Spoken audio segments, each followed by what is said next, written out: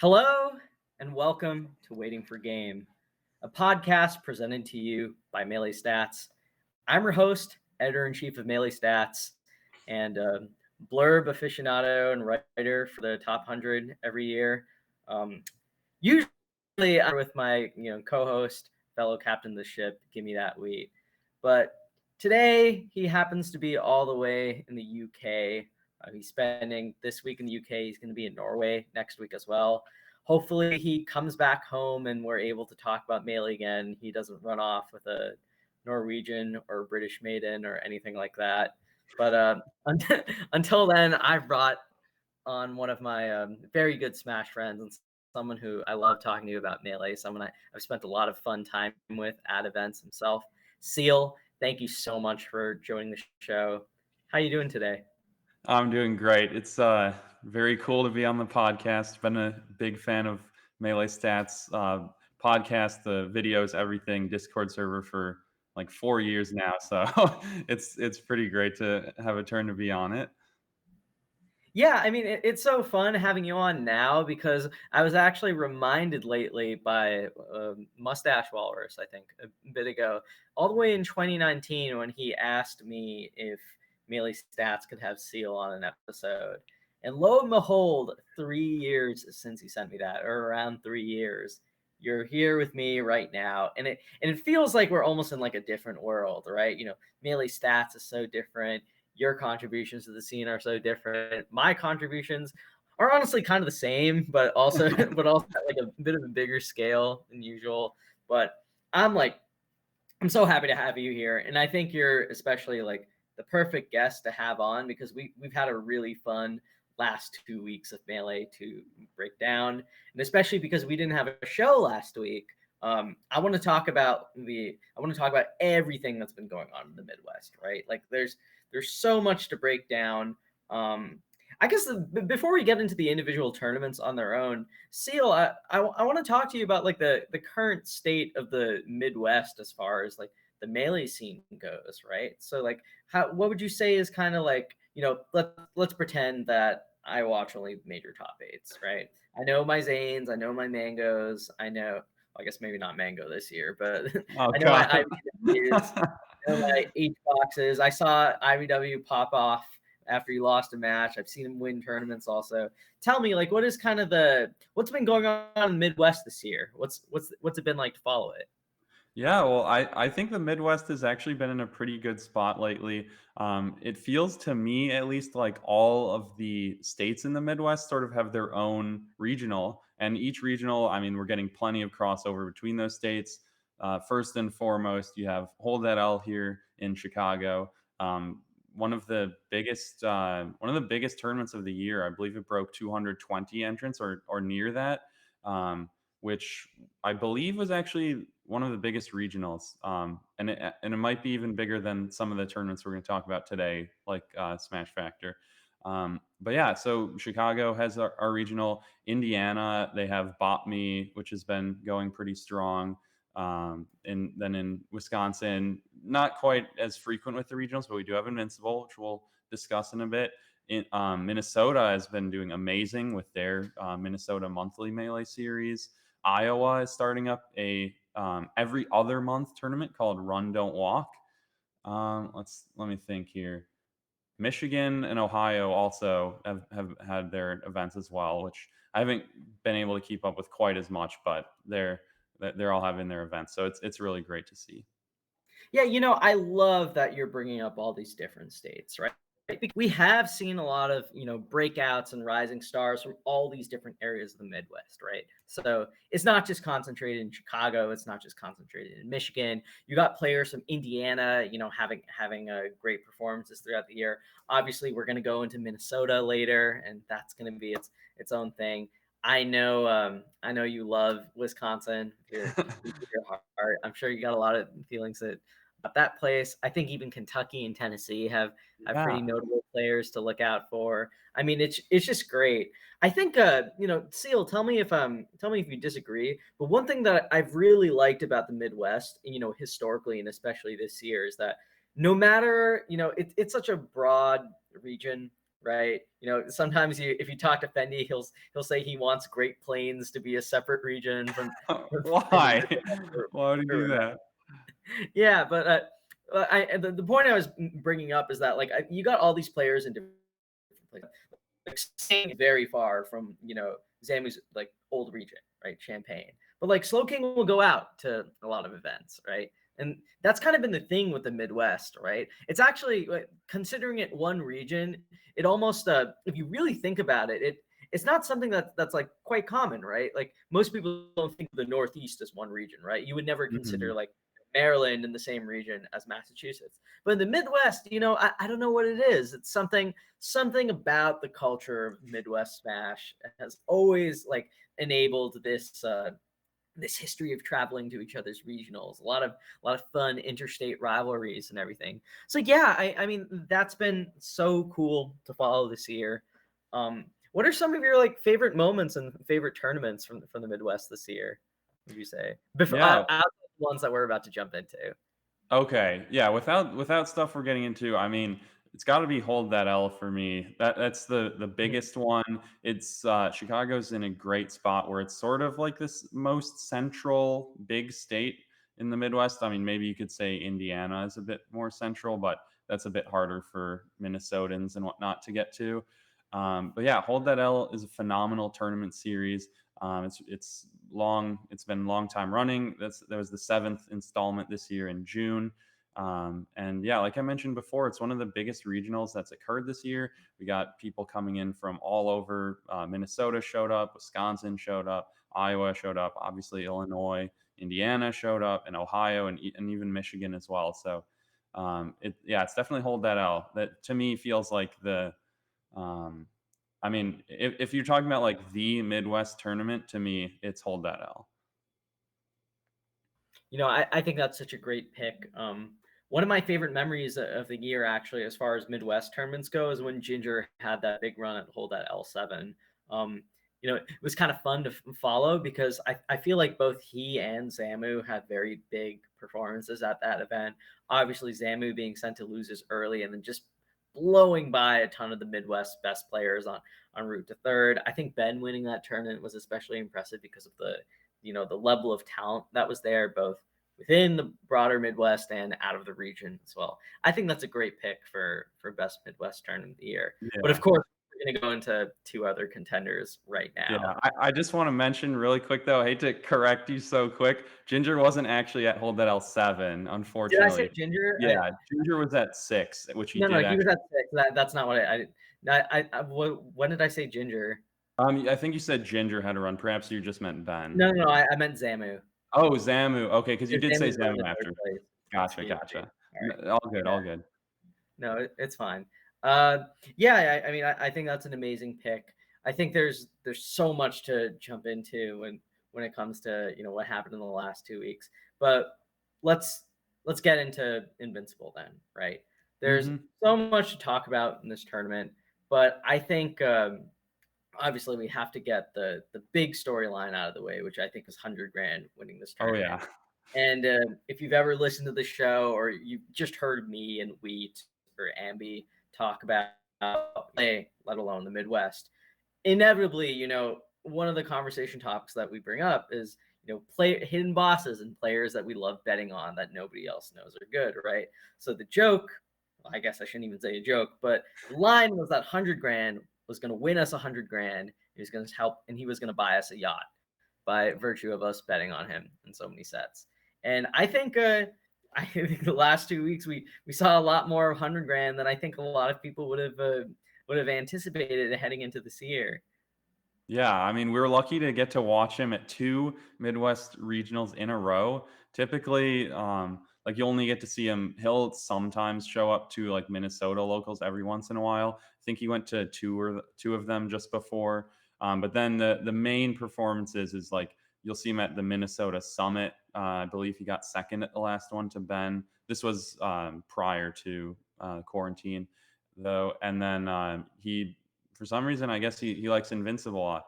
I think he might have some family in the area, grandparents perhaps. I think he mentioned. But yeah, there's just some magic in the air for him when he travels out to Madison. He's just unbeatable there. Never lost a set, maybe. I don't know if he's competed besides the two Invincibles that he won. Yeah, I mean, I think that especially because he was a little rusty heading back, and within Minnesota, I know that he didn't beat Joey or Preeminent in his like first try, like when he was kind of getting back in shape. But Hmm. this Invincible run, depending on I think one of the things, by the way, just on a side note, that made Invincible really exciting is that it wasn't quite like it's not an attention grabbing tournament with like top 100 players that everybody knows. But what I think it was is a tournament with a lot of people with who, if given the right bracket path or playing very well on a day, could accrue a resume that or like results that could get them in contention for top 100, right? So obviously, I think 100 grand is one of those players. This is someone that just barely missed the top 100 in 2019, I believe, and at the end of quarantine, or the first, at the end of quarantine, wins a local over bet and then just disappears into the mountains of Fairy. And just like a really, kind of like the hidden boss of Minnesota in a sense. So him coming by here, winning this tournament over a lot of talented players. We're gonna get into Choppe obviously later, of course, as our own player. I think winning over Slow King is especially impressive as well. I believe 100 Grand was actually like the 13th seed or something at this tournament, also Yeah. in part because he had back to Minnesota locals like fairly rusty. So which is kind of a after the fact, because we know who 100 Grand is, it doesn't seem as wild, but but also at the time, I think it's important to recognize that like it wasn't clear which 100 Grand we were gonna get, and Yeah. Yeah, this exactly. I think it's, I mean, as someone who seeded the event, I would defend that as saying I think it's fair to put someone who we've seen at two tournaments Mhm. in the last like 3 years on the lower end of their range. Of Like, course. sure, he could have been like the, I don't know, like the sixth seed or something, maybe even like fifth or fourth, but that is like within the lower end of his range, and which, I mean, yeah, probably should have given him a bit more benefit of the doubt, but that we'll definitely do that next time. Yeah, and I think like with Invincible in particular, like we were talking about this like group of players before, right? Like maybe people that may not instantly stand out as top 100, but you see their results in region, they're among the best people in their region, and you realize like, yeah, you know what? If this person's playing well at this tournament, they could maybe get 2 or 3 like wins on ballot level players that people know. And I think we saw like a version of that with Q at this tournament too, right? Like I think Q for a long time, people know him as like a Midwest Dr. Mario, but I think he's really putting his name up there in contention for like, you know, is he better than Franz right now by results? Probably not, but I think in terms of like his trajectory as a player, I think certainly beating Morse code at this tournament, he was still someone very solid. I think like one of the stronger players in the Midwest around. I certainly think that's something particularly impressive that stands out. Yeah, and I'd like to also shout out Q. Similar to 100 Grand is a player who seems to have some good fortune at Invincibles. He actually did super well at Invincible 4, which was the prior one that he attended. If I remember correctly, he placed third there, actually defeating a bunch of the Chicago PR on the way. So it was a very good tournament for him, and he showed up as well this one, making it to winter semis. With that three, I believe 3-0 on Danny Phantom and a 3-0 on Morse Code. Yeah, I mean Which, certainly like that's not an easy thing, right? I no, always yeah. feel like with something like Morse code, even if this is not someone who's omega active like maybe some of the other players around his level. That's a very steady presence, right? You can't really fluke a victory over someone like Morse code. Like Yeah. it's like I think beating him in a tournament like this is a very good sign for Q's trajectory as a player, and obviously as as one of Chicago's best, in my opinion, I think Q is definitely someone really exciting to look out for, which makes the Fox player who did send Q to the losers. I think another really exciting part of this tournament, right? Oh, So yeah. in addition to the Midwest, itself and all the players that it entails, we get to see a Chilean player invade the Midwest. that yeah, it's just been a joy watching Choppe in the States, obviously as our player, and as one of my friends, it's great talking to him about his performances and seeing how he improves and seeing his thoughts in the game and everything. But I would say like I think Double Down for many people who have been following Choppe's results, I think it was believable, right? Yeah. I think it was believable. It was a good performance from him. I think Invincible was another performance of that kind of caliber, right? Where he's solidly beating a lot of strong players. So, obviously beating Q in winners bracket, beating Morse code and losers, falling short to 100 grand. But I think this is another like very promising sign that, Choppe was someone that who I truly thought with experience against other NA players and not just Latin America could accrue the kind of resume and slowly build his way up toward like getting that kind of gave those kinds of results that would put his name on the ballot, right? And Yeah. if he didn't get the opportunity to travel here, maybe he doesn't have that. Maybe he doesn't have that same kind of name recognition or ability to compete against those players. So, what Yeah. would you And say, what would you say like stood out about Choppe in your opinion? I know you saw some of his matches. yeah, I got to commentate his top 8 sets, which was great. And I was gonna mention, how fortunate is it that he got to show his prowess in the Dr. Mario matchup. Like, you come to America, you're probably not likely to actually get to play one of the best Dr. Marios in tournament, but it just so happened that Q made an amazing run to make it to winter semis, just so that Choppe could show off his Mille Chileno, and yeah, with all the HP and KyoEC experience that he has, took that set 3-1, only losing on FD, which I mean, it's FD. Sometimes that'll happen. But yeah, that was a great showing for him. He just looked so good in the matchup. And as well against Morse Code.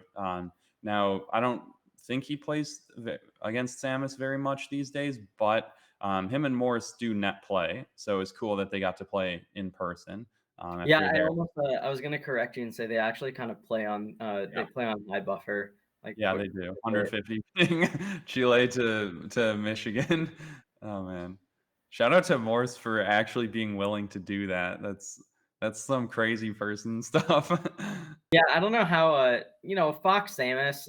I will say I think when I imagine how that would go on like long distance ping or whatever, I can't really tell who the more annoyed side would be, right? That just seems miserable for everyone. So I Yeah. like the Samus player is upset because like the Fox player is doing stuff that like they can't react to, but the Fox player is mad because their inputs are getting are Yeah. not like registering or whatever.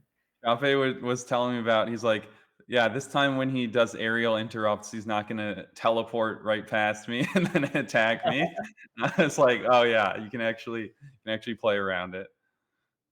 Yeah, I mean it's so great seeing someone like Choppe come up here and being able to take on like the other being able to take on other of the Midwest like upper level talent. What was kind of I guess one question I have for you is what was kind of the vibe when he was there? Like was people looking at him like, oh, this is Choppe, like I wonder how good this guy is. Like what was kind of the vibe and hype surrounding him at the event itself? Yeah, so to be honest, I think a lot of Midwestern players probably just had no idea who he was. I mean, to be fair to Choppe, like he's an excellent player, but he just doesn't have that name recognition yet. He hasn't had like a big run at a national. I mean, sure, Double Down was impressive. He did defeat Max there, as well as Fizzwiggle, who took a big name of his own. But like just that one term, it's not enough to make Choppe known by people who don't like trawl through brackets to see what happened, or like scroll through the whole stream VOD to look and see if there's any interesting sets that happened.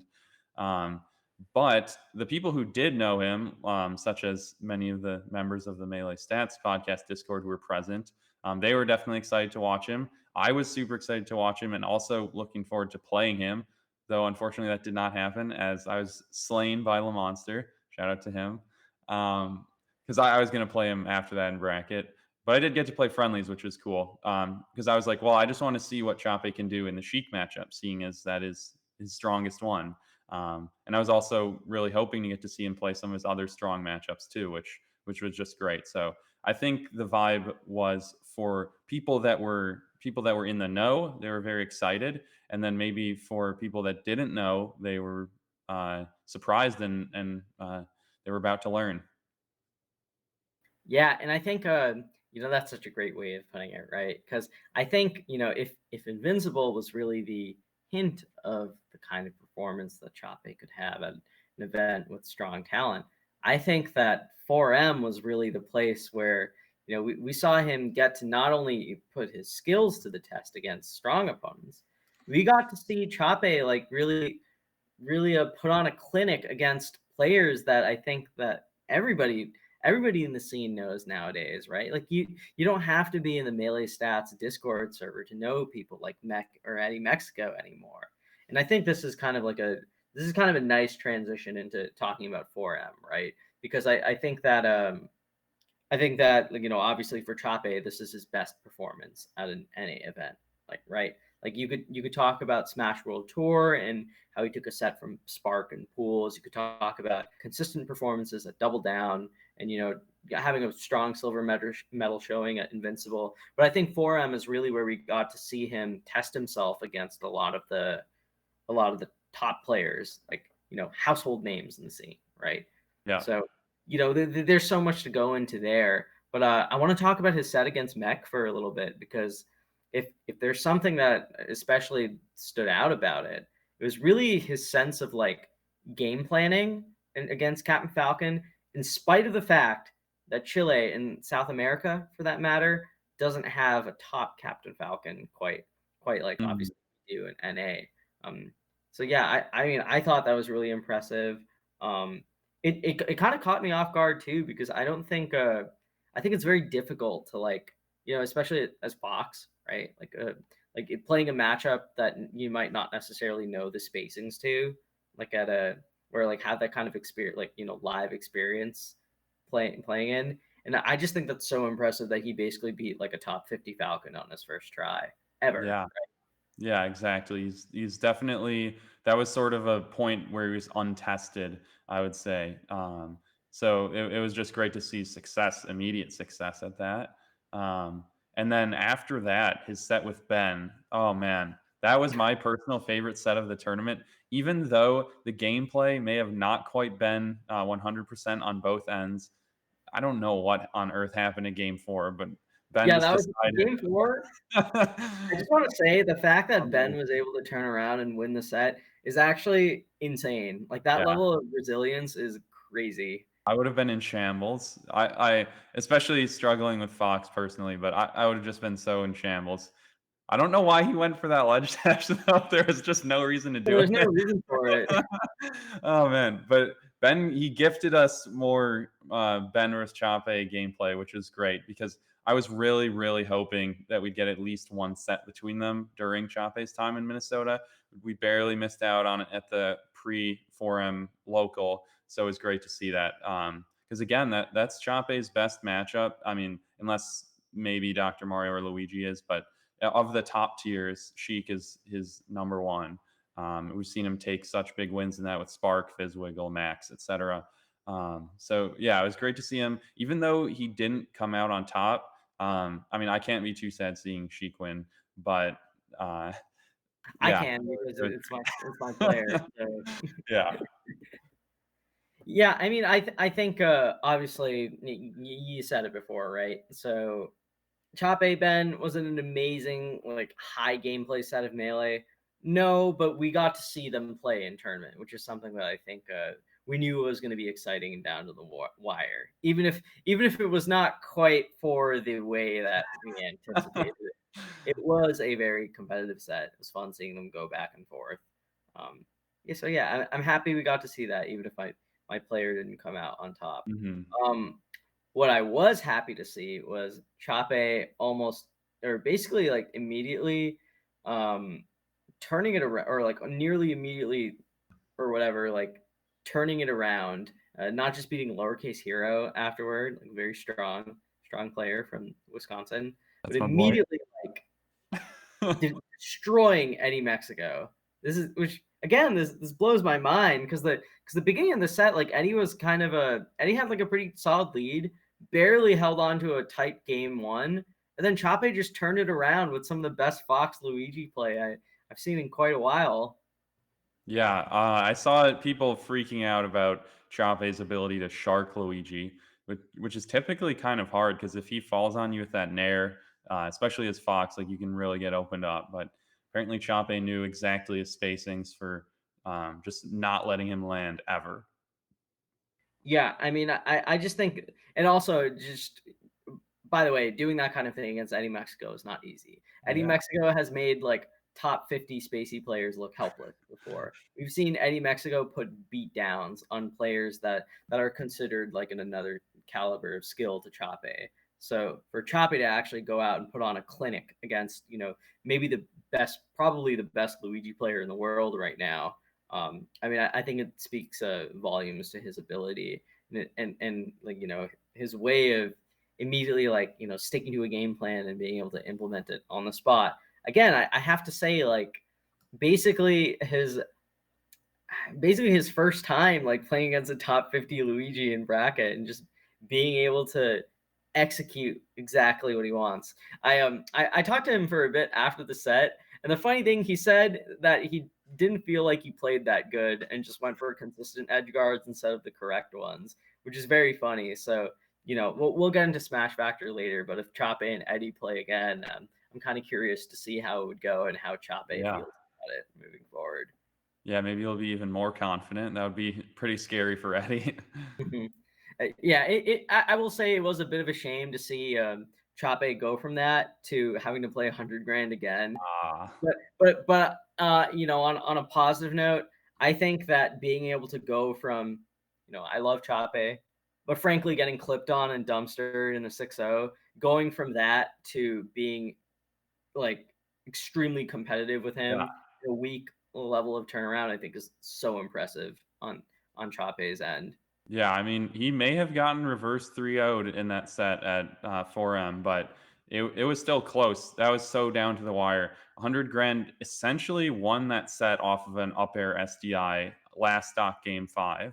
That basically was what won him the entire set. The fact that he was able to escape that one up air. So, I mean, I wasn't expecting that to be so close so quickly. That was a great showing by Choppe compared to the prior weekend.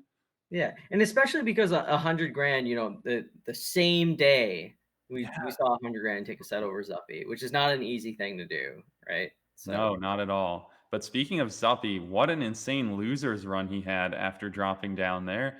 I mean, he beats Ben in a game five, which sure it is Fox Chic. You do have sort of an advantage in that matchup, but Ben just beat Choppe earlier in the bracket, and Choppe is amazing at that matchup. So that's a great sign. And then, if I remember correctly, 100 or Zuppy nearly got reverse 3-0'd by 100 grand, but well, barely. he reversed 3-0 at 100 grand. Oh, he reversed 3 out of 100. That's right. He won on FD Mhm. twice in a row, didn't he? That was so impressive too. Yeah.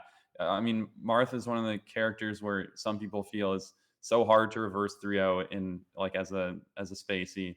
So that was some phenomenal play by Zuppy.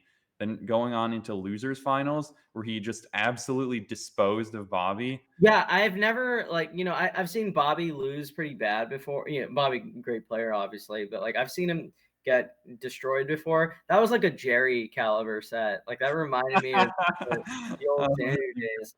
Yeah. Oh man, that second game where he literally took one laser until basically halfway through Bobby's last stock. I mean, that was unbelievable. That was yeah, that was a crazy set. Then finally, Zuppy heads on into Grands against Salt, who didn't really seem to have that difficult of a time.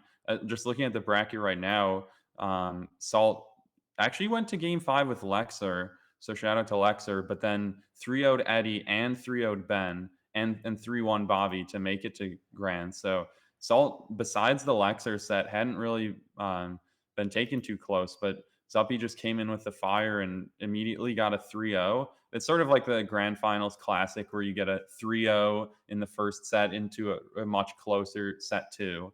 But yeah, there was some really exciting play from Zuppy in that losers run.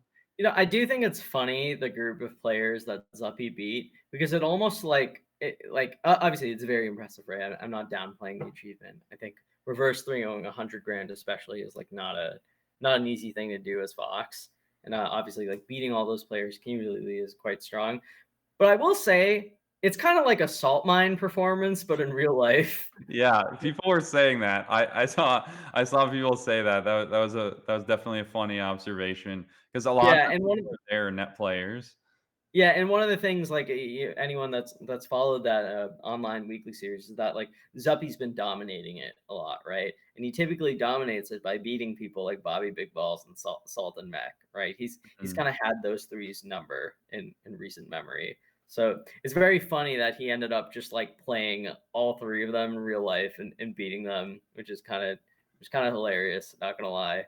Yeah, and A bit something. of a shame that it came after the PGR season, but I think it's the kind of performance that like, he was sort of lacking on land, or excuse me, on land, and Mhm. being able to get it now is a bit like, it shows that, he's beginning to translate some of his online success into offline. So we'll see Yeah. where it goes from here. And I mean, hey, it does count for the year-end ranking, which I would say is definitely a bigger deal than this top 50. Top 50 is great and all, but the year-end ranking is the one that people really look to the most. So it'll be great for Zuppy on there. And he even mentioned in his winners interview, he thought it was kind of amusing where him losing to 100 grand in winners quarters actually allowed him to rack up more wins on the people. Because like say he beat 100 grand, he probably would have fought Salt in winners finals, maybe won that right there, and then played one other person in grands. But instead, by losing to 100 grand, he gets to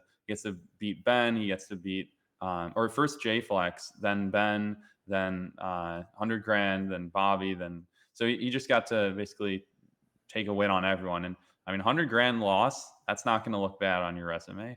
No one's going to see Yeah, 100 grand loss and be like, oh, I don't know, that's going to hurt him. Yeah, 100 grand loss to me, like, I don't know. I could just be overrating him. But to me, like, if you're a top 50, like, Spacey player, if you have a lost 100 grand, to me, it's like I may as well exist in like it's like I don't think they're similar players at all, but it's like having for some of the people on the ballot this year, like they had a loss to like shoot at. That's like that doesn't tell me anything. Like that could be like a loss to a top 50 player. It could be a loss to Yeah, that like another top 40 player could have had. You know what I mean? Like yeah, you're kind of like transported into a different dimension, and then like you go exactly. back. That's what I view a loss to 100 grand as. It's like that's not like that doesn't tell me anything about like if a Spacey player loses to 100 grand. Exactly. Yeah, that was basically what I meant when I was like, no one's gonna look at that and like penalize them for it. They Mhm. might be like, wait, who is 100 grand? Well, actually, no. All the balloters are gonna know who 100 grand is. You're not getting a ballot if you don't know who he is. So yeah, I mean, no one's gonna hurt Zoppy for that one. So yeah, amazing performance by him there. 4M was a great tournament to watch. Shout out to all the TOs. Also, shout out to the Invincible TOs as well because I didn't do that yet. But yeah, shout out to them. So what was kind of the vibe like at 4M? I actually really wanted to go, but my move-in date was like that same week, so I needed the weekend off. Mhm. But what was the kind of the vibe at 4M like? What was it like attending the tournament? So I actually did not get to attend the tournament, unfortunately. I really did want to, but it wasn't But quite. why did I think you attended the tournament? I Oh my mean, I am god! Midwest. A lot of the Melee Stance Discord people did go. Like Indiana showed up. Um, Oh my god! This is so embarrassing. I thought you went to 4M. no, I didn't. Oh my I watched god! it all though. You're good at win. Oh my Oh my god! I just owned myself. god. I Someone get thought the I corn. thought you went to 4M and Invincible. Oh my god. Yeah, no, I didn't. But I mean, I kept up with it really closely since a lot of friends were there and a lot of God, what people. am I gonna talk to you about now? I had the whole like 10 minutes I was gonna talk to you about attending 4M. Now I got nothing. Shut off the podcast. Yeah, we're gonna stop now. No, I'm just kidding. Yeah. Uh, I feel like there's a lot to talk about for like each of the individual players at this event, like things that we learn, right? Yeah. So I want to kind of go back to Choppe for a second because this is someone who, again, we mentioned this before, like part of the Melee Stats sponsorship process and like sort of what influences the kind of players that we try to go after is we try to sponsor people that we're not sure of. So there's basically two things, right? So it's like this player is very uncertain or kind of in a crossroads at their career where they don't have the resources or opportunities to like take the next step and figure out what they want to do with it, right? But inevitably part of that is also, this player part like if this player really is dedicated to the game, they don't have the opportunity to grind for top 100 because they're in an obscure region or their circumstances, be it financial or anything else, don't allow them to get that kind of practice against top 100 players, right? So I think for someone like Choppe, heading into 4M, an event that's not a major, but it's still quite stacked with a lot of well-known players. This is your opportunity to take some names that we would take for granted as names on the ballot, and in the process get broader name recognition and sort of prominence as someone whose name would end up on the ballot himself, right? So Exactly. I think for Choppe, the ability to beat two players like Eddie Mexico and Mech, that is going to help us. That is going to help us top 100 chances a lot in comparison to other players who may be at that skill level, but don't have that kind of standout results like that. Yeah, no, for sure. I think that, I mean, Mac, Eddie, Mexico, those are both players that I think we're quite likely to see in this summer top 50. Mhm. So being able to claim wins on them, I mean, because they're being ranked for is stuff that's already happened. So basically, they can be considered top 50 wins if they make it on there. So yeah, like those are both definitely going to be resume builders for Choppe. And great data points for people that are looking to possibly rank him at the end of the year. Um, Hopefully we are able to get a bit more data at Smash Factor this weekend. But yeah, I'm sure that those will be big data points for people to look to by the year's end. Yeah. So I actually know some of Choppe's like big records and like sets off the top of my head. So without counting locals, not because I think locals shouldn't count. I'm just this is offhand, right? So when we think of Choppe's like resume in terms of like notable sets, um, he's gonna love listening to this, right? He's my player, but I'm able to view these things like semi neutrally, right? Like a balloter, right? So this is kind of like the beauty of the showcase. So this is what Choppe's shown us in the meantime, right? So he's got a win on Fizzwiggle, he's got a win on Max, he has a loss to Hungrybox, and he has a loss to Frenzy. Okay, Mhm. so more or less as far as like big sets or notable sets against like prominent players, that's what he has from Double Down. Along with that, he has a win on Q, he has a win on Morse Code, and two losses to 100 grand from Invincible. Then at 4M, he has a win on he has one on Mech, he has a win on Eddie Mexico, he has a loss to Ben, and he has another loss to 100 grand, right? So just kind of putting all of that together, you have on the negatives, you have 300 grand losses, you have a Hungry Box loss, and you have a Frenzy loss, right? And then on the other hand, you have two wins in Fizzwiggle and Max, who they were not. I don't think I'm spoiling it really for anyone when I say that they were not on the ballot for top 50. But those are two players that could end up on the ballot for top 100 at the end Yeah, of the year. Will they absolutely. make top 100? I don't know, but they'll be on the ballot. But I think they'll manage to be on the ballot. So you have those two. You have Q and Morse Code, who I think Morse Code will probably end up on the ballot for top 100. Q maybe like a big event here or there. Might Certainly, need more activity from him. and then you have Eddie Mexico and Mech. So these are like six very notable players that could be ranked anywhere from bottom end of top 50 to maybe just outside top 100 or on the final ballot, right? So you have six sets against those which he won, and then you have six sets which he lost that are you have six sets which he lost, three of which are to 100 grand, unfortunately, and the other three which are to Hungrybox, Frenzy, and Ben, right? So so now this is the point that I want to bring you to, right? And I want to hear your thoughts on this. If you just saw those list of results, but you didn't know who the player was, who is the player that I could tell you that it was that you would believe me? Hmm. So, if I told you that Scherzo performed like that, would you believe me? Let's see. The wins, definitely. I mean, I would probably well, actually, maybe not the Morse code win, honestly. Knowing Scherzo, that one might not go in his favor. He might be But frenzy that's to be true. fair. That is true. He did defeat Ginger, so yeah, Frenzy is also beatable for him. So yeah, I would believe it. I think those are definitely wins that I could see Scherzo getting, and losses I could see him having as well. Yeah. So so just to kind of give this a little more meat, Mhm. Scherzo is someone that is almost certainly going to finish in the top 50, Yeah, right? I would say And top this is what 50. Yeah, this is what Choppe has shown us in a month of coming here, right?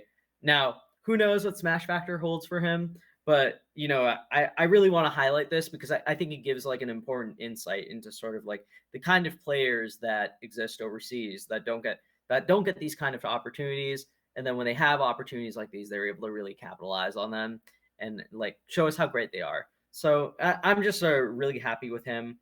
Obviously, there's a lot else to talk about with 4M. We can talk about Salt's run to second place. We can talk about Ben. We can talk about all these other runs and whatnot. But obviously, my focus is going to be on Choppe and just stating how really proud I am of him.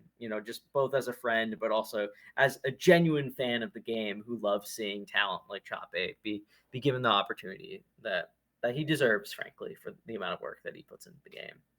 Yeah, no, it's so wonderful to see international melee players get the chance to shine. I mean, this year has already been pretty rife with that too. We've seen Josh Man putting himself into the top 15. Mhm. We've seen Amsa looking better than ever. So it's just really wonderful to see like people getting the chance to show themselves on the big stage and take some names down. So absolutely with you there. Just was rooting for Choppe in essentially every set that he played, except against Lowercase Hero because I can't root against my boy like that. All right, I'll let it slide this time.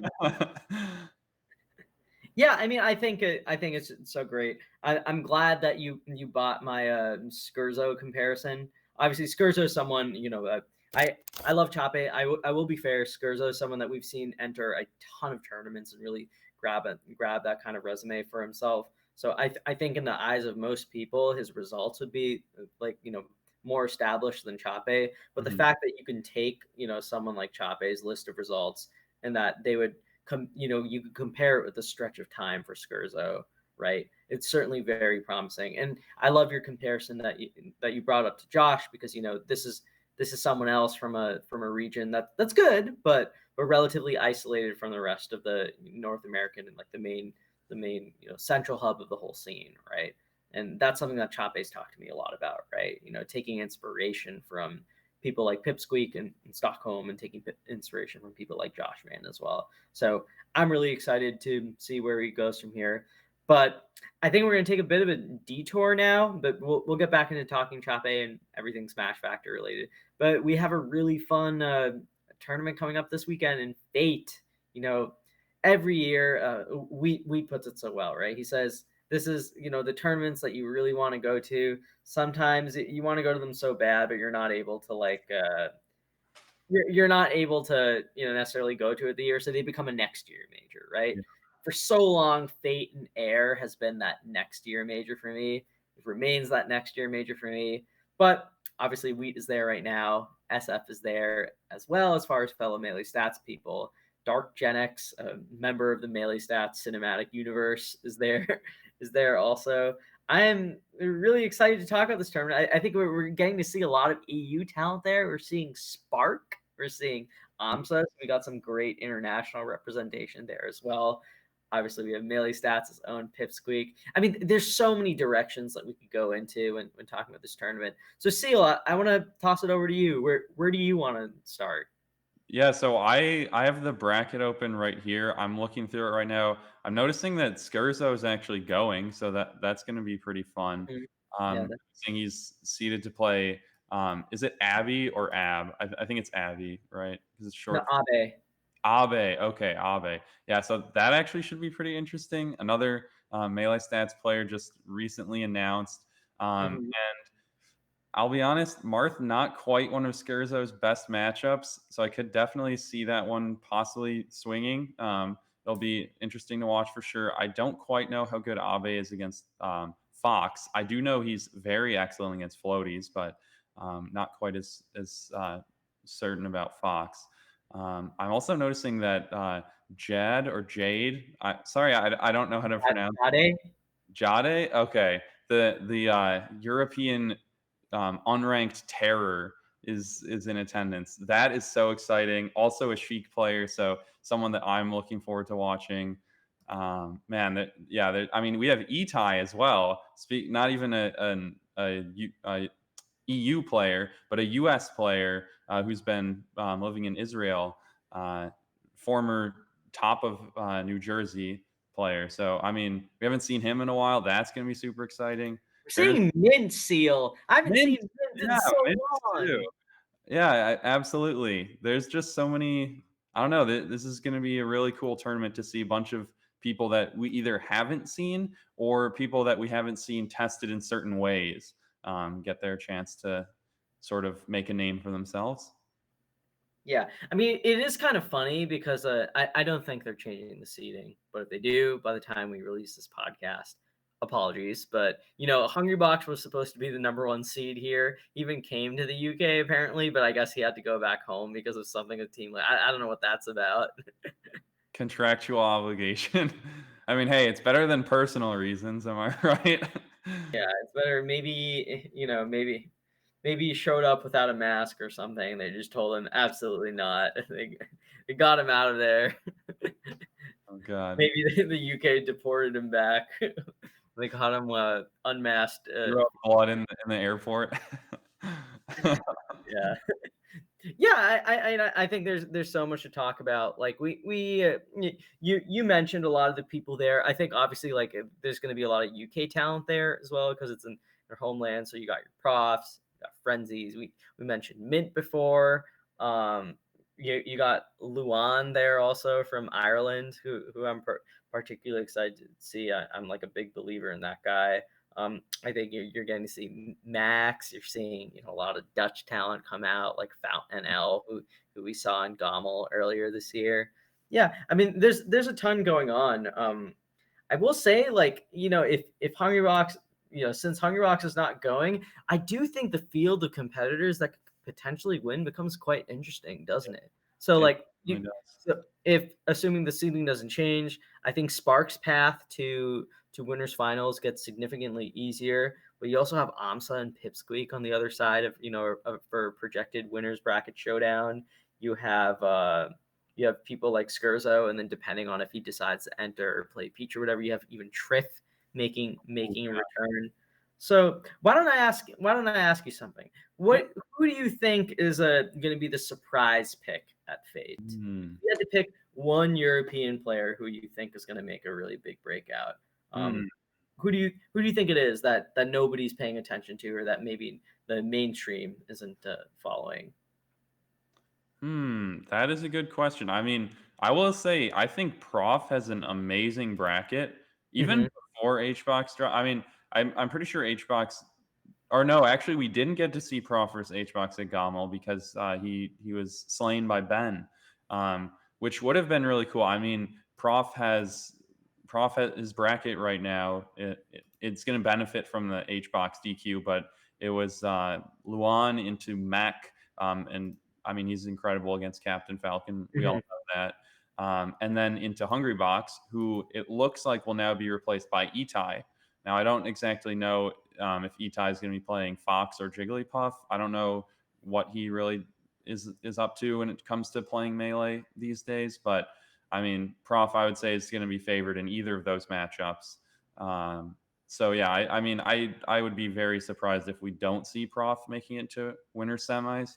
And then again, even if we did have Hungry Box there is a good chance for Prof to take him down once again. I mean, it's still hungry, but it's been Yeah, so long, it is right? Hungry Box. Yeah, it is. You It's got, kind I of don't like think there's a chance when PP used to play Hungry Box and people would quote Apex that's 2015. true. Fair enough. I But but I do think that like the fact that you bring up Prophet as a beneficiary of him not being there is very apt because yeah, Prof is disgusting good against Captain Falcon. I could totally see him taking a set from Mech, if not beating him twice at the same Mhm. tournament. Right? We've historically seen Prof do extremely well when given the opportunity in that matchup, and even heading into a winner semi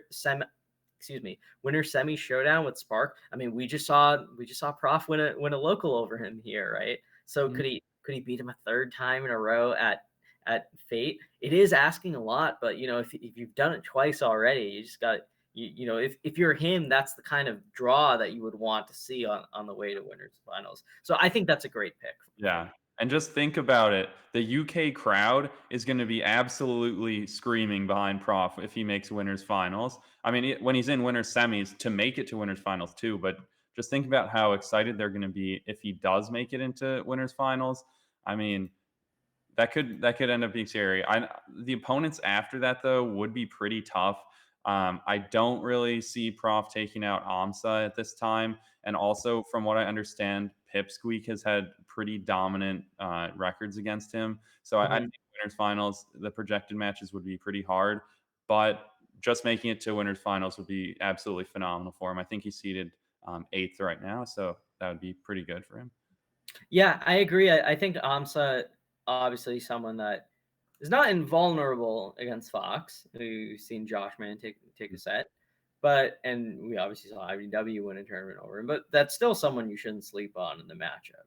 So Mhm. obviously no slash. It's not like someone that you can just solve. Yeah, no, Like that Amsa's so amazing.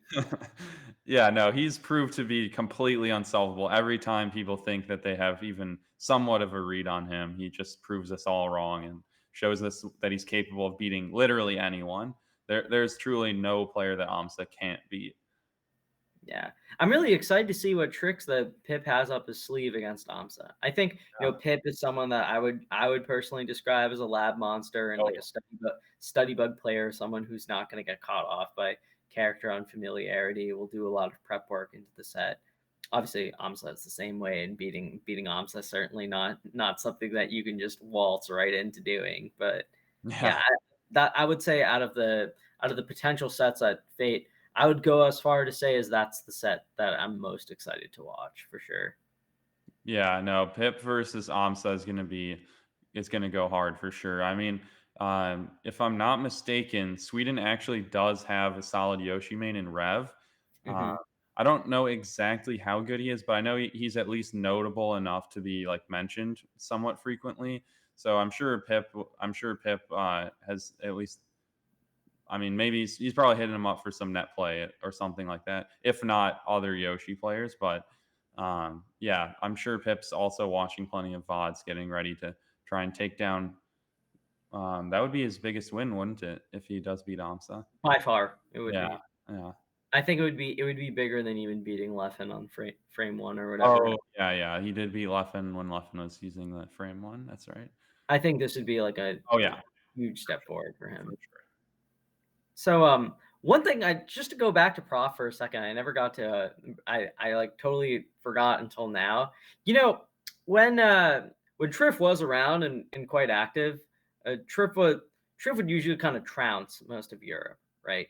But That's there right. were but in the last 2 years, like two of the people that didn't just like keel over and die when they played Triff were Pipsqueak and Prof.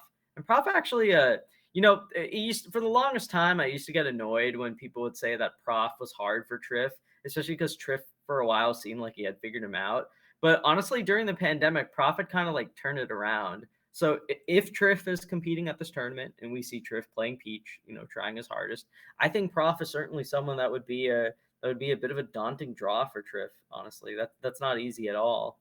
Yeah, and we don't know how in practice Triff is. I mean, I believe he just finished some studies today, actually. But at the same time, I also hear stories about him playing unranked all the time. So I'm sure he's still at least somewhat in shape, even if it might just be uh, absolutely terrorizing the good people of the EU. Yeah, absolutely. Why don't we make our picks then? Who do you think is going to win Fate 2? Hmm. That is a good question. I'm looking here at the top 8. I think if I had to go with a pick, I feel like it hmm. I feel like it has to be one of the top 2 seeds, Pip or Scherzo, or not Scherzo, Amsa. I was looking at, his set before that, which is with Scherzo. Um, um, I feel like you wanna say Pip, so I feel like I should leave you that. I think, you know what? No, I'm gonna take it. I'm going with Pip. I think Pip's gonna beat Amsa. I think he's gonna put in the time and study all the Amsa VODs that he can. Get in the practice with any Yoshi main that's able to play him, and I think he's gonna manage to take him down. And after that, he'll have a probably an easier matchup in winners finals, and with that, he can get into grand finals. And I think from there, he's a really good spot. Mhm. You know, obviously, I think Pipsqueak will 6-0 every single player in the world and four stock them, except for Choppe, Grab, Sharp, and Abe, who Pipsqueak will trade sets with them, and they'll all go equal against each other. Right? They're gonna tie, Yeah. die in the same frame. Yeah. So I'm gonna. So obviously, I think Pipsqueak will win the tournament dominantly by embarrassing everyone he plays except for Abe and Sharp or whomever. But I think that but on a serious note, I will say I think if you're like kind of neutrally watching the tournament, I do think Amsa like the prospect of beating Amsa I think is quite difficult. Like I Mhm. don't think there's many people here that could do it. I think Spark could certainly do it. I think obviously Pipsqueak, we've seen it's not likely, but we've seen precedent for someone beating Amsa like Mm. their first time in like this season. So I don't think it's totally out of the question for someone like Pip to do it. I think it's actually kind of reasonable, like even if Yeah. it's not favored to happen, right?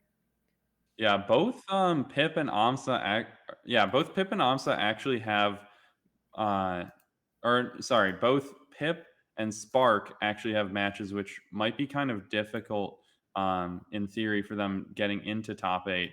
I mean, Pip is gonna be up against Scherzo, who, if he's perform I mean, Pip is amazing at the Fox Ditto, don't get me wrong, but when Scherzo is playing, like, really well, he's one of those players who has such an explosive ceiling that it does feel like he might be able to take down Pip if and also it's Fox Dittos too, which, like, the Yeah, you never know how like when people are like even if someone is a little bit off in a Fox Ditto that they're quote unquote supposed to win, they could just Mhm. get run over. Like Yeah.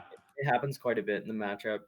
And then Spark, in order to get into winners top 8, actually has Triff. Now, normally, any Chic main, myself included, rubbing our hands together at the sight of a peach in our bracket. But Triff is like just completely different. I mean, I I'm never gonna forget I know Griffin doesn't really like the Peach matchup actually, but I can't help but remember the sort of beating that Triff gave him at Smash World Tour at the finals. Like that was a pretty tough one. Triff looked so comfortable just at like 180%. Um, but yeah, if Triff is in form, that could actually be pretty tough for Spark.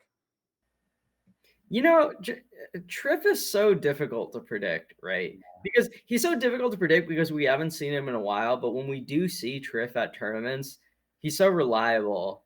Like there's always it's kind of like a you have to be tall to ride the roller coaster thing, where it's like if you're not top 40 level, Triff will just run you over. Yeah, you don't Right? exist for him. You're just nothing. He's gonna Yeah, step. he's gonna take a lead against you, and then he's gonna float in the top right of the screen where you can't hit him, and he's gonna know that you're fishing for kill moves, and you'll just like die a slow, grueling death against him. Yeah.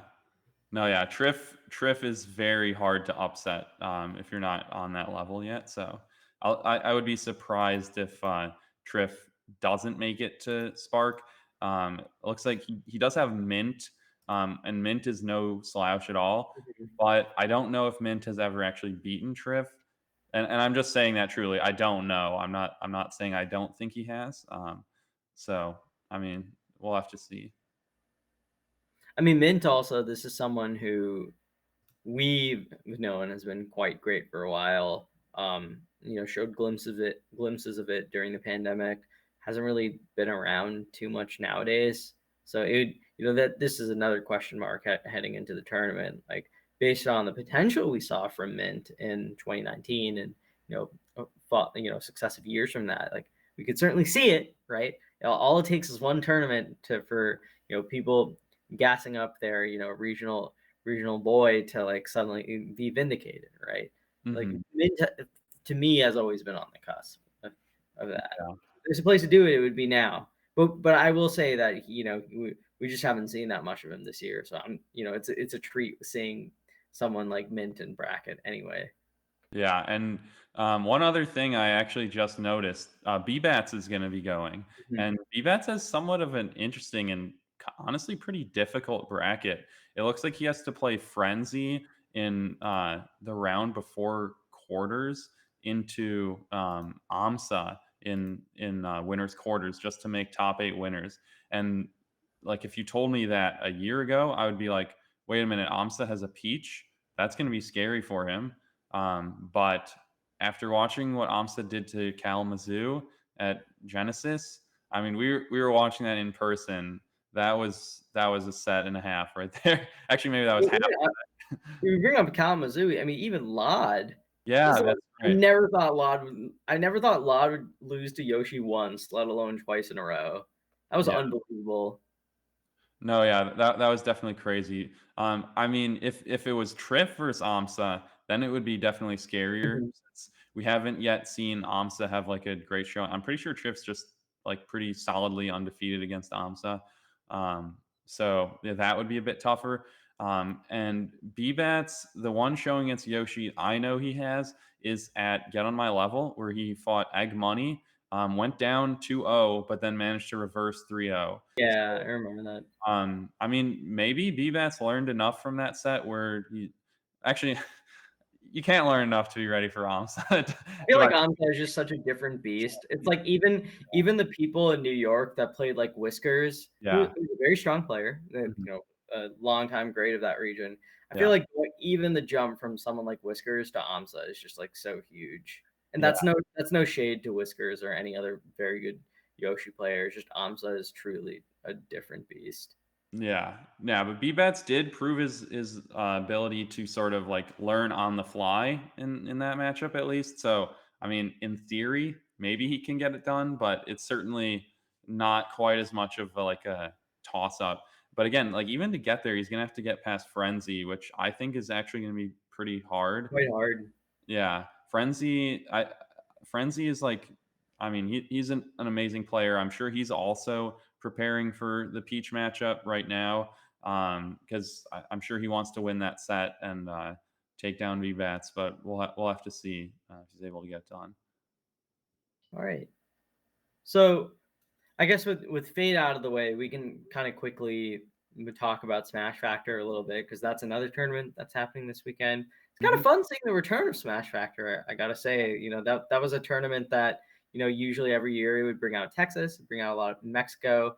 If you know anything about Melee stats, you'll know that one of our running gags from way back used to be that Mexico is secretly a top 5 Smash region Yeah, because it just had a bunch of sick players that were top 100 level but never went to anything and just like all beat each other. So it's kind of fun seeing a bit of that again. It's also fun seeing Latin America come out to this tournament. I know that in addition to our friend Choppe being there, J Cam is going to be there as well. So we're going to be seeing a lot of like Central America at this tournament. We're seeing Riken, the other one of the other top play, like a top 3 player in Chile coming out to this event. We're seeing Johnny, potentially Wizard, fingers crossed. Hopefully everything with his health is going all right and he's able to attend.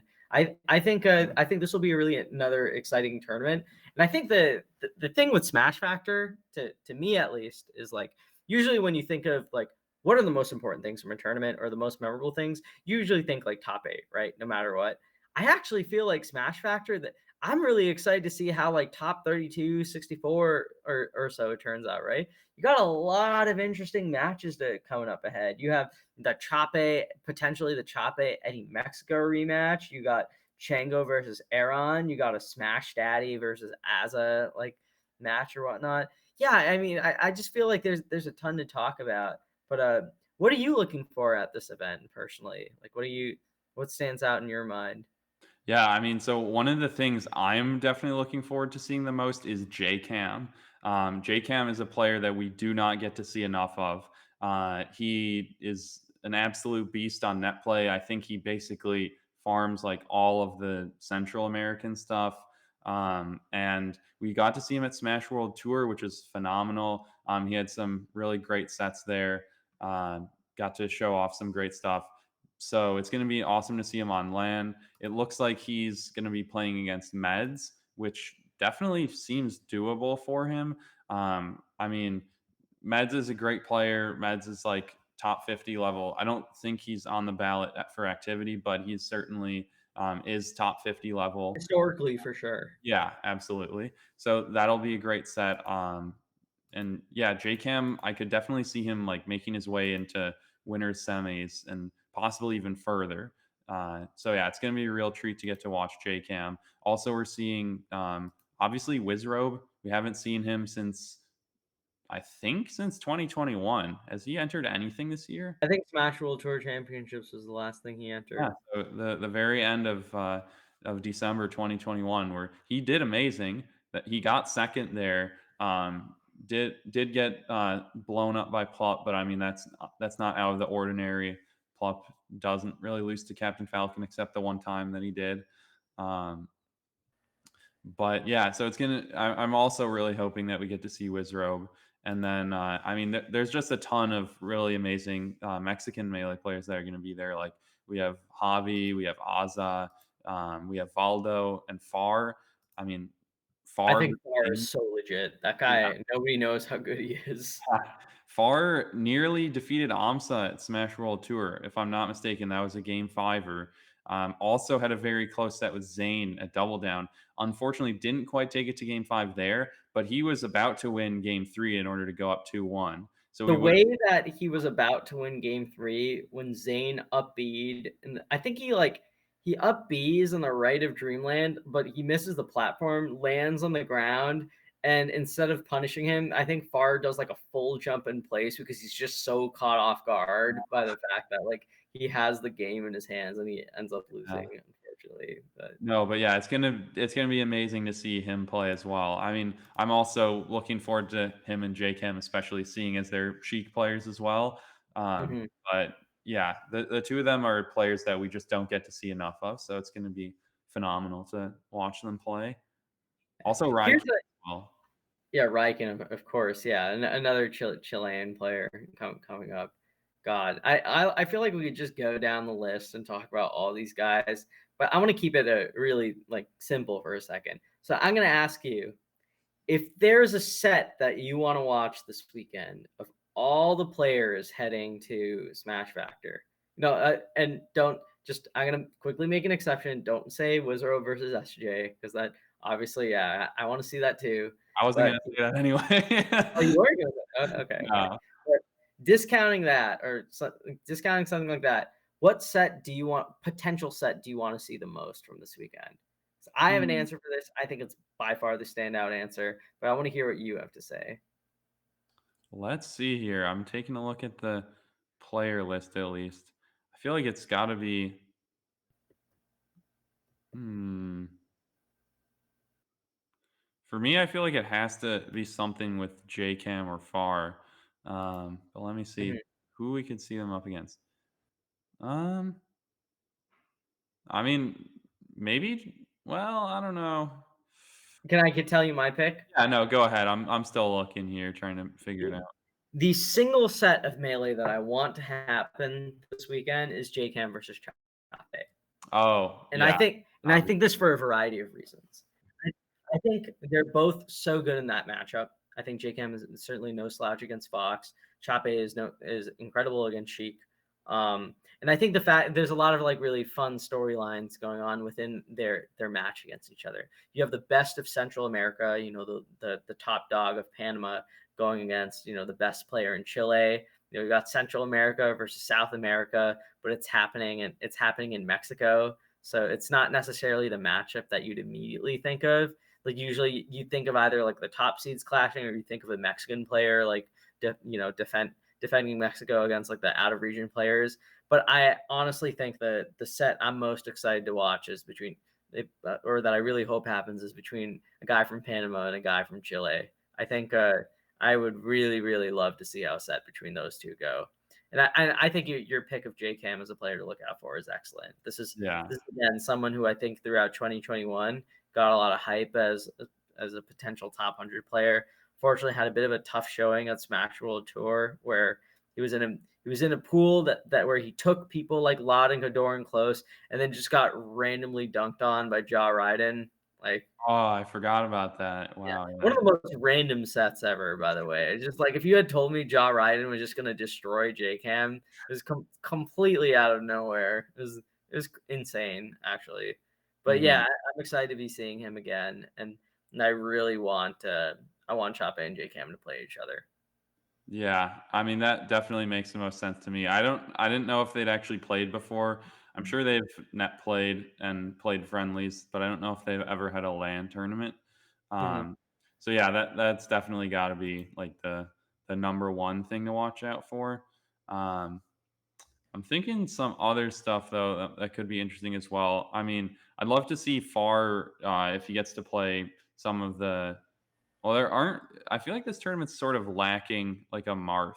You do have Meds, but I wouldn't expect to see him play Marth against anyone besides like Spaceys. Mhm. Yeah. So I'm probably not going to see any Sheik Marth action at this tournament, at least in like the top level. Um, but yeah, J Cam versus Meds. That I'm also looking forward to that set too. I think that one's going to be a heater. So just to put a wrap on Smash Factor, assuming that Wizrow goes, do we think anybody beats him? Hmm. Let's see. So S2J the 2 seed, Lucky the 3 seed. I mean, S2J is in great form right now, and Wizrobe is definitely like he's been out of commission to say the I least. mean, I honestly think Lucky is in incredible form. Yeah. Lucky started the PGR season not looking too hot and was even struggling in SoCal for a bit. I think his last like 3 to 4 events, he really turned it around. Like you look at his resume, it's quite good, beating people like Ben, Zuppy, like Professor Pro, Mhm. Frenzy. And obviously it was outside of the PGR season, but double eliminating Polish at Phantom. Lucky, like no one wants to talk about it, but like June to July Lucky has just been completely different. He looks like he's getting back to his old, which is really exciting. It's really thrilling to see. Yeah, Lucky's always super fun to watch when he's playing well. Something that I'm sure a lot of people remember very fondly from him was his run at net play for Palestine, which he Mhm. did end up winning. That was a very good showing by him. So yeah, I mean, Lucky's going to be exciting. Uh, I guess I won't really know who I think is going to take it until I see Wizrobe's first test of the tournament. So that's probably Bimbo. Don't really think Alex 19 is too much of a test for Wizrobe. As great of a player as Alex has been in the past. And Um, having taken a set off was Wizard in the past. yeah, exactly, exactly. But right now, don't really think he's going to be too much of a test. Maybe I'll be surprised. But I think like the Bimbo set will be the first sort of test for Wizzy to see. Okay, is he in shape to take this tournament, or might this actually end up going someone else's way come top eight? Um, but yeah, I always forget S2J and was I always forget the top three Captain Falcons sort of records on each other. If I remember correctly, I think it sort of does go in a triangle where one's dominant on the others, dominant on the others, dominant on the Yeah, none typically has a Johnny's number, oh, but okay. So Wizzy Johnny probably typically beats Wizard, and then Wizard beats none more often than not. okay. So then there you have it. Then maybe S2J is gonna sort of continue that and prove like even if Wizrobe is in his top shape right now, I've still got him. I'm at my top shape. You can see me winning all these Verdugos. You can see me beating Hungry Box. Probably looking like a top like 20 level player. Not sure exactly where he lands in there, but definitely is top 20 level right now. And yeah, Wizrobe, I mean, he's just not tested. We just haven't seen him in almost 8 months now, which is a very long time. But You know, I do think, oh man, it's so hard to call. I think in my heart, I do believe that Wizrobe still has it, just because he's such an amazing player. I mean, it's not like we've seen anything to lead me to believe he's going to underperform. We just have doubt in our mind because we haven't seen him perform at all. His last tournament was great, so we don't have any reason to think like, oh, Wizrobe's not been doing well lately. His end of 2021 for him was amazing. all right. I think you gave some pretty good reasons. I think I can't really tell whether you're going with. So are you going with your heart here and Wizrobe, or are you? I'll go with Withrow. I think that we don't have a reason to doubt him right now. It's just the fact that we haven't seen him, right? And Exactly. like we don't know if he'll be here That's to true. be. He might not even show up. Yeah. Yeah, and hopefully everything with that gets sorted out. But you know, I think I'm gonna say it. I'm a Lucky believer. I think Lucky's gonna win this tournament. Lucky has just really wowed me with his turnaround in the last 2 months. I think he started training a lot more seriously. He's now streaming on Mango's channel every Monday or so. Um, I've always thought that like Lucky has been like a very hot or cold player, typically depending on his motivation, how seriously he wants to take melee. And lately it feels like he's really started to turn it around in his like kind of performances. It's been like a fun storyline to follow in the early summer. And I think this is if you had to kind of like manufacture the type of tournament that Lucky would do well in, what would you give him, right? You give him a lot of fast followers. You give him Falcon. You give him Falcon. I know he's not invincible against like Falco by any means, but like I still think he's strong in that matchup. I think certainly the Fox Ditto is something that I would say he's pretty good in. He's good against certain types of sheiks. I think I was he going I to think mention that. Yeah, he's yeah, been a I don't think he's particularly great against like all the types of sheiks, but I think he does well against like the far style, like Mhm. Dreffen, like Yeah, I think even Ben he would do pretty good against for someone who's like a little more balanced. Like I just think like if you had to pick the kind of bracket that would do well and like the kind of like top opponents that Lucky would do great against if he's playing really good, I think it's a field like this one. So I'm yeah. gonna go out on a limb and say I think Lucky wins Smash Factor. I think he can do it. I definitely agree with you about this being the field for him. I'm not seeing any opponent where I look at them and I'm like, ooh, that one's going to be really tough for Lucky. Like even Prime Wizrobe could definitely fall to Lucky. Mhm. Yeah, Lucky. I mean, he's played S2J for like what, a decade and a half now. Yeah, Uh, exactly. yeah, you can't count him out against Falcon like that. Yeah. So okay. Well, it was good talk on Smash Factor. Why don't we move to some questions that we have from you from the patrons? Obviously, you are a patron yourself, so I appreciate you not immediately answering the questions in the Discord. It'll be fun going through them right now. Um, I'm used to asking them. Now I'm getting yeah, asked them. yeah, and I gotta say because you're typically one of the best question askers, the fact that you're now on the show has dropped a lot of the quality of questions. I'm just kidding. The questions this week were good. They were solid. A few bad bits. I really hate like that some of the question askers like they make it a bit to ask the same question, and it's not a funny bit. Like it's not like it's so unfunny. I don't want to call out names here, but there are some like bits for questions that make me like the person less for for doing them. And I just want God, I know that like they've already won by the fact that I've like mentioned this on the show, but like a really unfunny bit for a patient question, just Oh, like don't ask me, please. Oh my god. I'm not gonna ask you the Oh, question. okay, I okay. just want to let it know that like you won, you got what I wanted. Like not you, but like patron, like the patrons that keep doing these horrible bit questions, they won. They occupy the space in my head. I can't let them go. How unfunny like it is. It's horrible, and it makes me dislike them. No, I'm just Wow, kidding. that's cool. I appreciate your support. And what am I talking about? Let's jump right into it. So the first question is from Chi. Okay, and a fellow Sheik player. And this question, you won't be surprised, has to do with Sheik. What are your favorite Sheik sets that don't involve top players? Oh man, I saw this. I did see this question, and I thought about it for a few minutes, but I honestly was struggling to come up with like an immediate answer. Obviously, I wouldn't include anything involving myself, not because I'm a top player, but just because I don't want to like talk about like I don't my know, own. man. I think Seal versus Zbort is a great example of a top player sheep Oh my match. Yeah, I don't know. I was trying to think here of like some really good Sheik sets. It's also kind of hard because I don't know exactly what qualifies as a top player. Um, but hmm, some really good Sheik sets. I feel like it would have to be something out of like a good regional rivalry.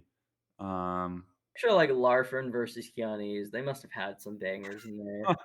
I'm sure they have. Or you could say like Ben and Preeminent. I'm sure that they've had dozens and dozens of great sets. Although Ben's kind of a top player now, so maybe he's disqualified. Um, hmm.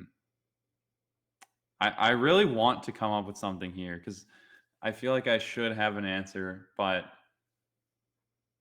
this one's kind of tough, at least off the top of my head. I'm gonna guess that Chi means like top 10. Like you can't say Plup versus Mewtwo King at CEO or something. I'm gonna guess that that's what he Okay. means. Hmm. If we're letting it stretch that far, um,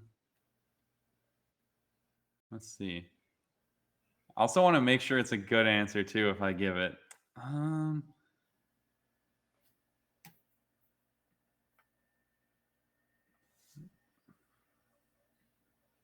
hmm. Okay, I'm not gonna lie, you're taking too long to answer this. Yeah, I don't know. I can't think of anything off the top of my head like that. I tried to think about it earlier, but yeah, I might have to fold. I might have to fold this question. Maybe I'll Yeah, I'm answer gonna it. have to count this as Chi owning you, just for reference. Oh god. So if you two ever play in bracket, he's actually starting off the set 1-0. Oh no, it's over. All right. I'll try and answer the question later, at least in like the Patreon channel or something like that. All right. Here's a second question. Do melee comment or excuse me, do melee commenters feel like they're a different subsection of the melee community? This is a pretty long question, so I just kind of abridged it.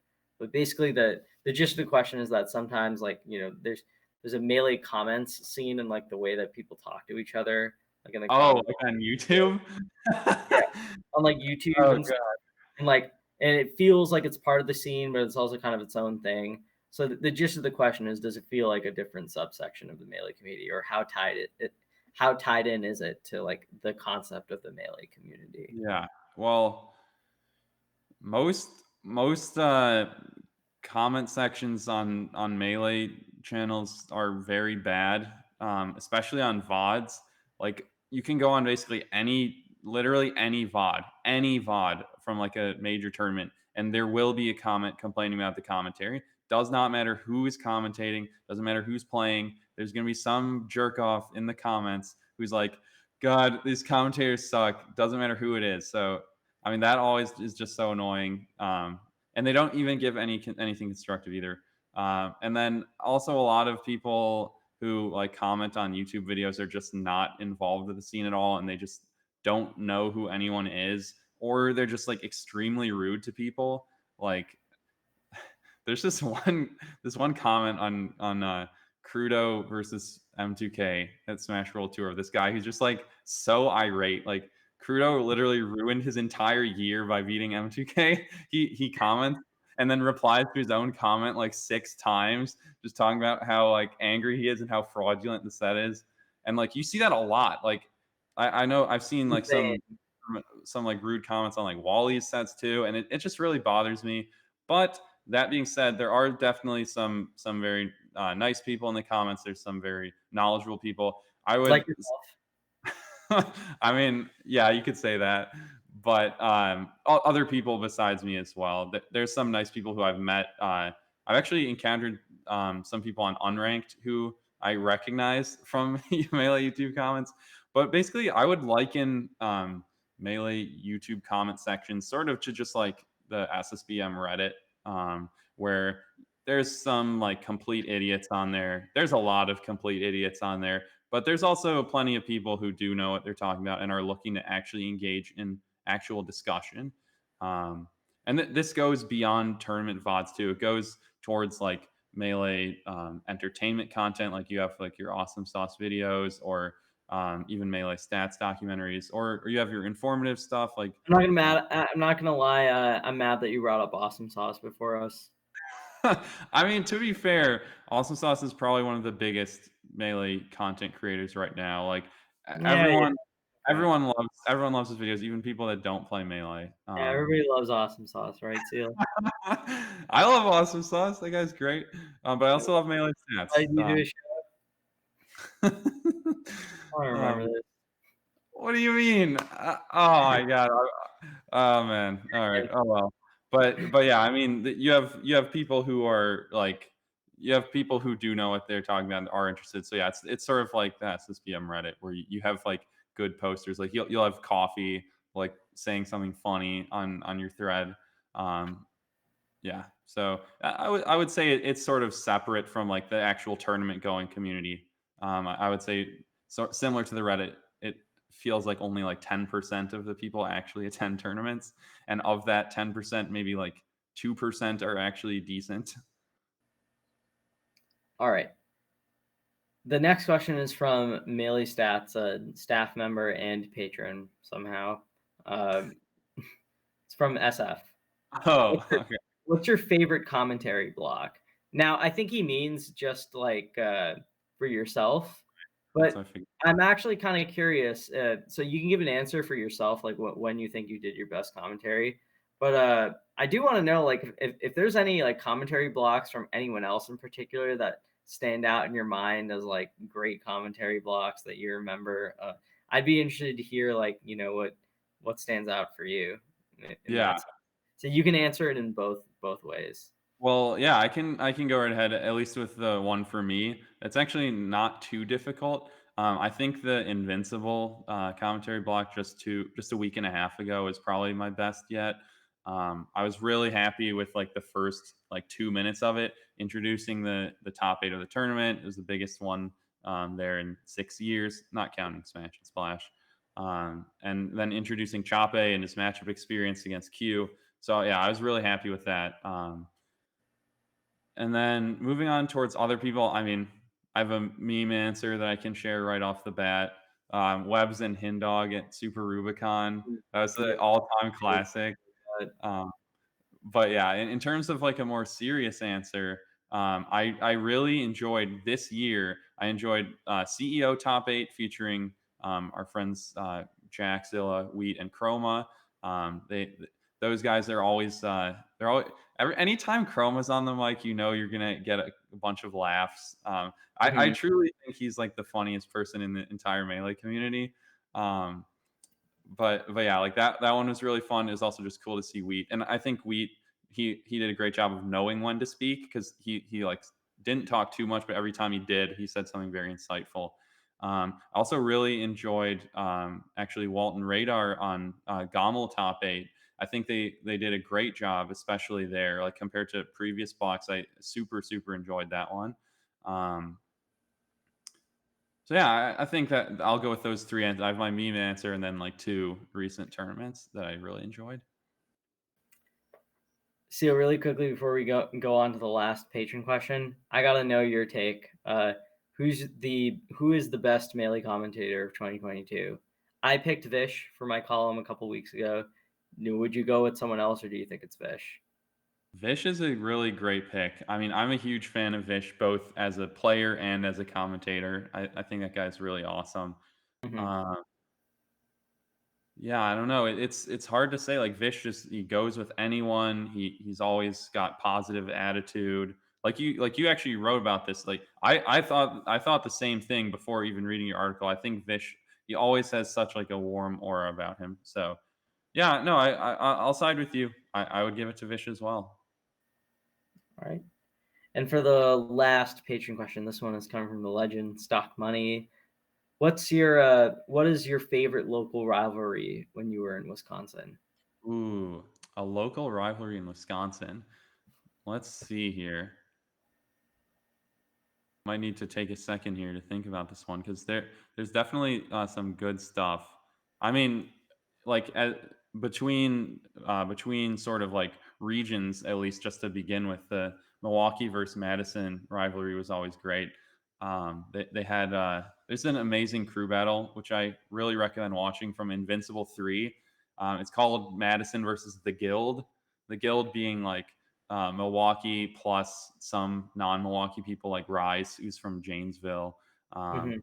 sort of like fill out their roster. That was a really really exciting crew battle. So that's a great rivalry. Um, but in terms of players, um, hmm, I mean, it's always been interesting coming up in Madison, where Lord English, the Jigglypuff, was always number one. Seeing like who was able to challenge him. Lowercase Hero, now the best in the state. Also, I mean, I don't think Madison's had a new ranking, but he's clearly the best player in Madison right now. So that's got to be up there too. The two of them, their shift. Um, Trying to think of like a more mid-level one as well. Oh, actually, I know what the single answer is. This one is sort of a dead rivalry now, sadly. But Squizzage and Gary Oak is actually one of my favorite rivalries in Wisconsin Melee history. So, for those who don't know, Gary Oak is a Fox player from Milwaukee who I believe he's in Tennessee now and doesn't really compete, but he still net plays occasionally. He's very good. He was sort of like the second best there for a time, just below Danny Phantom, who's number one. And Squizzage is a Marth player who now is like top like four, top three or four ish in medicine. Like he's excellent. He just graduated from there. Also a great friend of mine. I farm him, by the way. No, but Squizzage and Gary Oak, they sort of actually embodied the Milwaukee versus Madison rivalry, where they would be the two people who are like most eager to talk shit about the opposing team, because sort of Danny Phantom's not really much of a shit talker, so Gary Oak filled that spot, and the two of them got into some arguments, um, and they had a close set, which Gary Oak did win. He came out on top of that one, and they buried the hatchet after that. They're like, all right, we got respect now, but yeah, that was always a fun rivalry. I was just waiting for the day that they would play for so long. So yeah, that's got to be my pick: Squizzage or Scary Oak. It's a great answer. All right. So, as you know, Seal, we have a segment on the show where we like to kind of remind everyone that we're people outside of Melee and that we have other interests and everything like that. So, this segment is not named anything. I can't really think of like two words that it's called. We've been thinking about like what to call this segment for a while, so we just haven't come up with a name or anything like that. Nothing that comes in mind. We did bring up one thing. Like he did bring up one suggestion, but it was so lame and kind of it, like I don't even remember what it was. So I guess we're just gonna call this segment. We're gonna call the segment Unplugged, and Oh and my. and in the unplugged segment, we talk about whatever we're doing or whatever we did the last week that has nothing to do with Melee. So, Steele, why don't you start off with what have you been working on, or what's preoccupied you that has nothing to do with Melee? Sure. So I mean, the main thing, like outside of work and whatnot, I'm doing some training right now for work, which is the reason I'm actually able to even be here, since typically work a bit later. Also, planning out my move. I'll be moving to Indiana. But something that I would like to mention that wasn't really something that I did, but it's something that's just been relevant for me lately. Um, my little brother finally played a game that I had been asking him to play for 2 years. It's a game that I really love. Played it in 2020, and I strongly recommend it to pretty much anyone. It's a game that's called One Shot. I absolutely love this game, so it was really cool for me to sort of get to basically show it to my little brother, say, give this a try, and just like talk about it with him, what like his reaction stuff. It's one of those games where you really want to go into it blind. You don't want to like if anyone is watching this and they're gonna consider playing it, don't look up the game.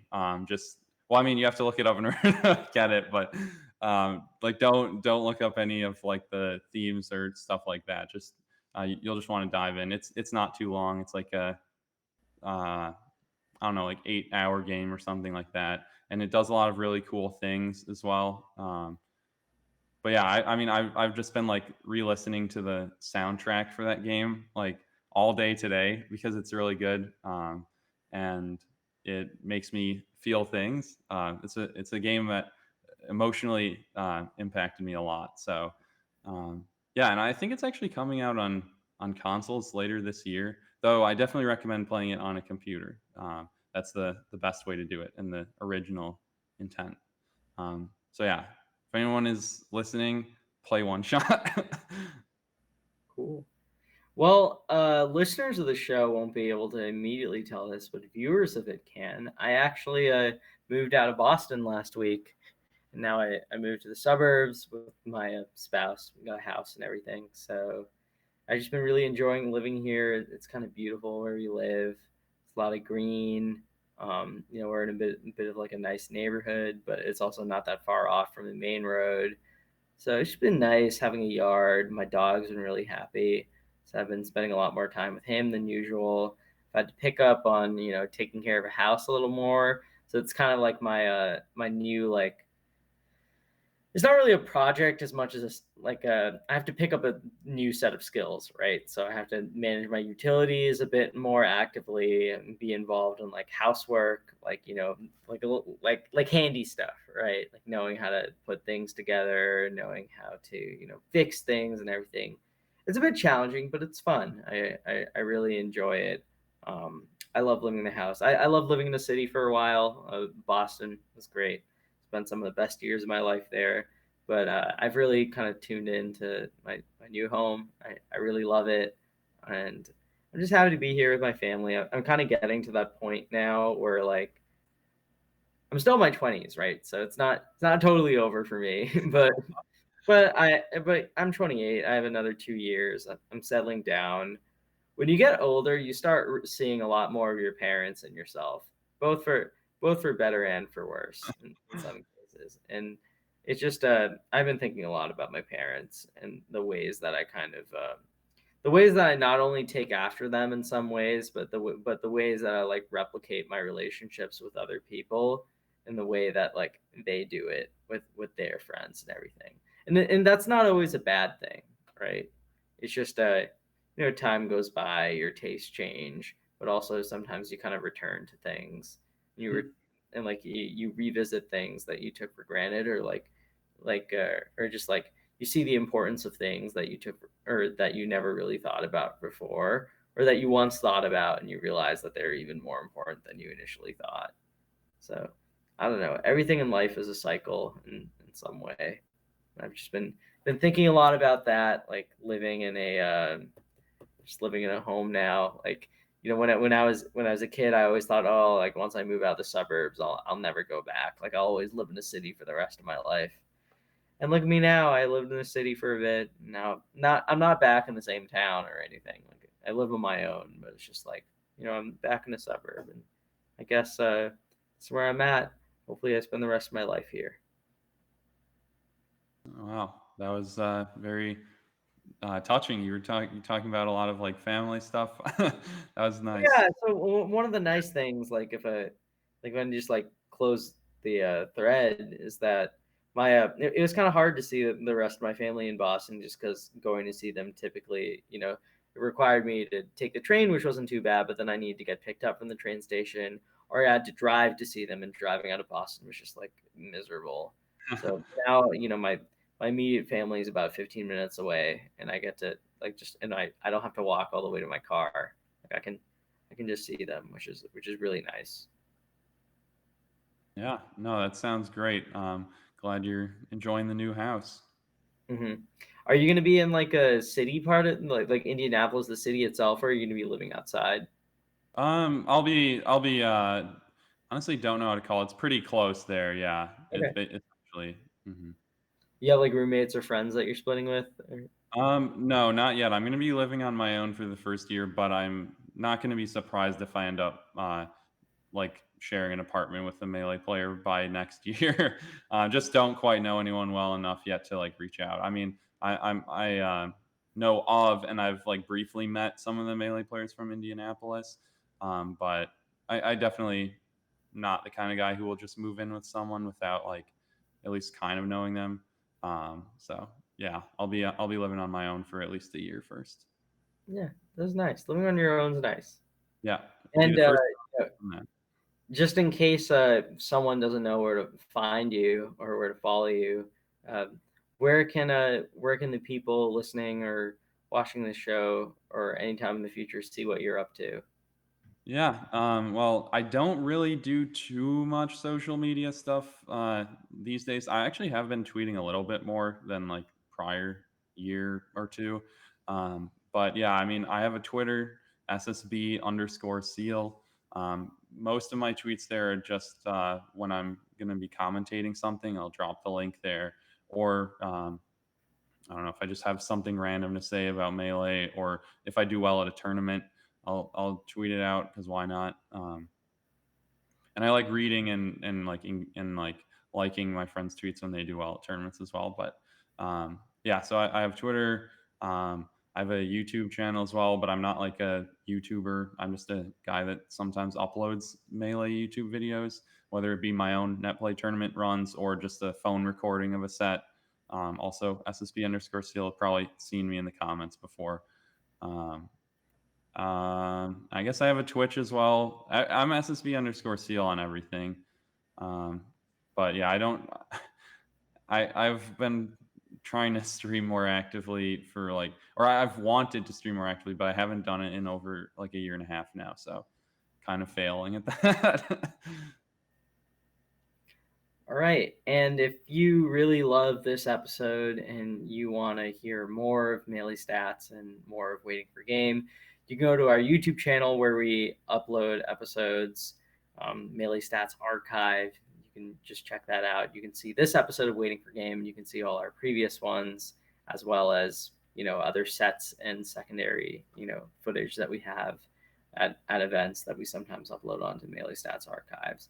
If you like what you see there and you want to see our long form documentaries channel, you can go over to the primary Melee Stats channel on YouTube. So you can just search Melee Stats and you'll see a bunch of videos come up like the game Nintendo wishes they never made. And you'll see things like Hanky Panky, Plup versus Prince of Boo, Michael versus Bananas, all the classics that are there you can check out in the primary Melee Stats channel. You can also follow us on Twitter at Melee Stats Pod. That's where we're going to be posting our Last Night in Melee series, where we report on tournament results that happened the night before, as well as promote all our other Melee Stats stuff. And Melee Stats stuff like things that we post on our website, such as Monday Morning Marth and When's Melee, which basically Monday Morning Marth overviews basically whatever the hottest topic in Melee is. I write it every week. It's a good column. And When's Melee previews the upcoming events with all the stream information that you need to know to figure out what's going on. And if you really love the things that Melee Stats does and you happen to have a couple bucks or so to throw our way, you can go to patreon.com/Melee Stats, where your sport really means the world to us and it actively helps us contribute things of value to the scene and helps us continue making a difference in providing the kind of content and contributions that make everyone in the scene happy. Like the I think I could sponsors. have done that a little better. I slipped up in the middle, but for the most part, I think that was all right. Yeah, no, I mean, I'll reiterate it too. Definitely support Melee Stats so that way they can sponsor more awesome players like Choppe, Pip, Abe, Grab, and Sharp. Mhm. All those are going to be so exciting to either have watched or continue to watch in the future. Seal, thank you so much for joining us today. You were a great guest. It was fun talking to the Midwest and all these upcoming tournaments with you. JD, thanks for producing. Viewers and listeners, thanks for tuning in. We'll see you guys soon. Peace.